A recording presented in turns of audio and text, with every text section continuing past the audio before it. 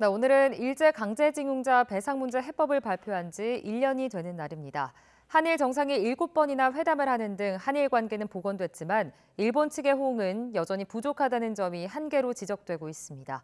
신현준 기자의 보도입니다.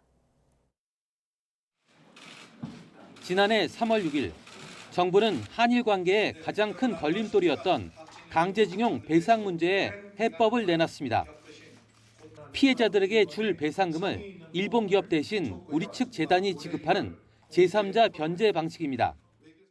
물컵의 물이 절반 이상은 찼다고 생각을 합니다. 일본의 성의 있는 호응에 따라서 그 물컵은 더 채워질 것으로 기대를 합니다. 그 결과 정상 셔틀 외교가 12년 만에 복원하는 등 한일 관계가 개선됐고 이를 토대로 한 한미일 안보 협력도 강화됐습니다. 하지만 일본의 호응 부족으로 불안 요소는 여전합니다.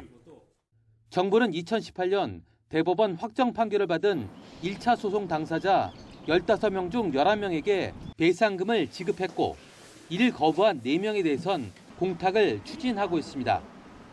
이런 가운데 지난해 말 이후 강제징용 사건 9건에서 피해자 52명이 추가로 배상 확정 판결을 받았습니다. 문제는 재단의 기금이 한정적이라는 겁니다. 재단이 확보한 기금은 포스코가 출연한 40억 원을 포함해 41억 6천여만 원. 이미 피해자에 지급했거나 공탁할 돈을 빼면 추가 승소자들에 대한 지급 여력이 충분치 않은 셈입니다.